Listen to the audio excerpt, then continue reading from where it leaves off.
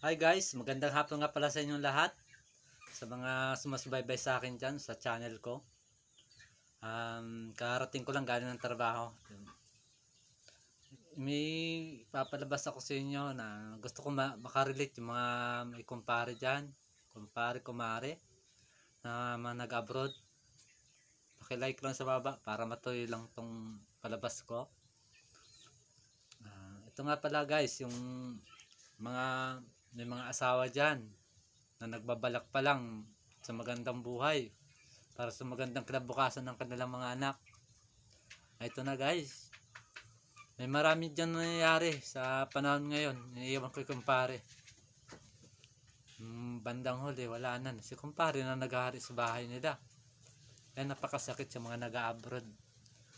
Ito na, mayroon akong kilala taga Bulacan,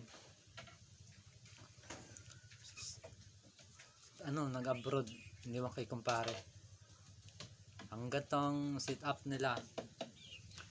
Pare, oh pare, kumusta ka na pare? O anong may tutulong ka pare? Pwede bang pumunta kami sa bahay? Oh, bakit pare? May emergency ba dyan? Wala naman pare, gusto lang kitang sa inuman. May papakaiusap lang ako sa iyo. O sige pare, punta ako dyan. Ito na.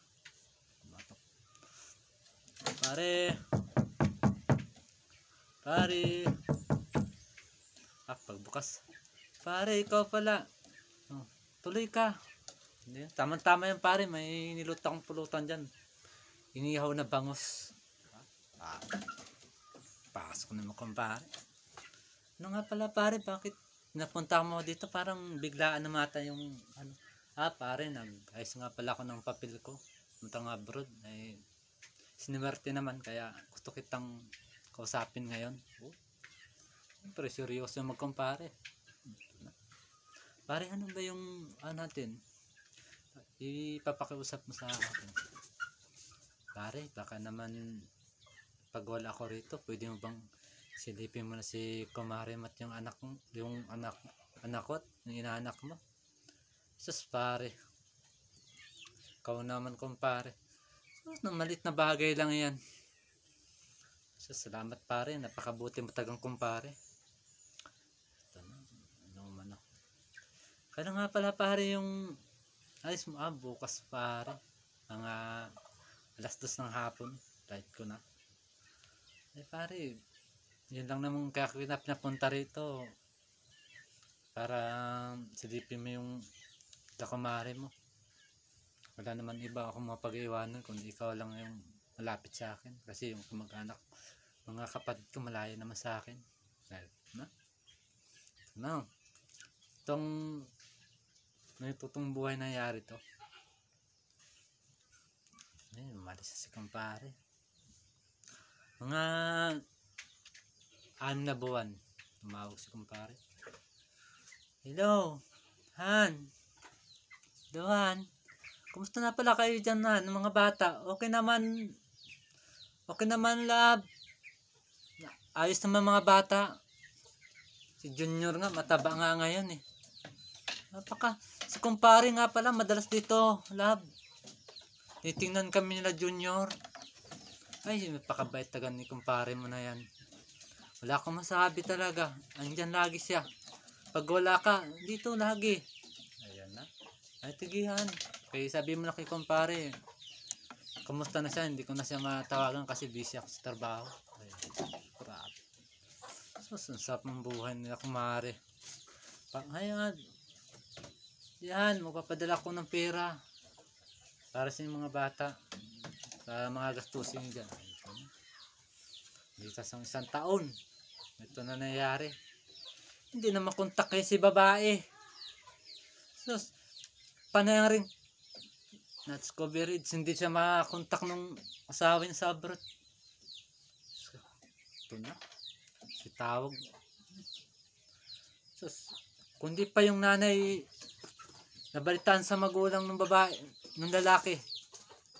Anak, nanay, kumusta na? Anong bang balita dyan? Bakit yung asawa ko hindi ko na makontak? Tawag ako ng tawag, hindi ko na makontak. Sus, Nak, kaya nga ako tumawag sa'yo, nak. Para paalam sa'yo na ang asawa mo niloloko ka na. Hindi yan ay totoo. Mahal ako ng asawa ko, may tiwala ako sa asawa ko. Isa pa, pumunta si kumpare doon, pinapasilip sa kanya. Tapos, yan na nga, nak, anak, si kumpare at si kumare mo, nakita ko, nag-holding hands, naggayakapan, naghahalikan. Yan na, ito na. Ito, yung asawa, yung isang asawa, mapagandang trabaho sa abroad, wala na, natutulala na, napapraning na doon na, sa pumutag ng babae ko, na, hindi, tawag siya ng tawag. Pag tawag ng ganun, na, nagkataon naman na, ano niya, asawa niya, na-contact niya, Han, totoo ba yung nabalitaan ko na, nag-ano kayo ni kumpare? Dan, yun na nga gusto kong ano sa'yo. Nalulungkot kasi ako rito. Nalulungkot ako nung nangungulila ako sa'yo. Wala akong magawa dahil hindi ko natagakaya to. Pero nandiyan si kumpare. Siya nag-aalis ng kalungkutan ko. Siya nagpapasaya. Isa ka na talaga. Hindi ko naman kasalanan to kasi napakalayo mo. Siya nagpupuno lahat. Yan ang sinasabi ko sa mga babae na iniiwanan dito ng asawa sa Pilipinas. Saan ba pwede naman kamutin yan o? Pwede naman kamut-kamutin yan para matanggal yung kati na yan?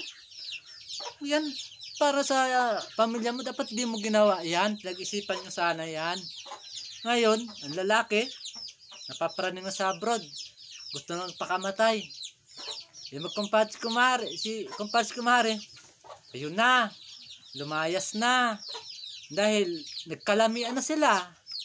Nagkasubukan na ng lakas. Si Goko at si Chichi. Nagsubukan na. Eh ngayon, kaho ang pamilya. Kaya kayo mga babae no, na lubos ng titiwala mga asawa no, nasa abroad. Huwag naman ganun. Basta naman, isipin mo naman yung pamilya mo. Kailangan nag-abot yung asawa mo para sa anak mo. Tapos ang gagawin mo, yun, kunting kati lang.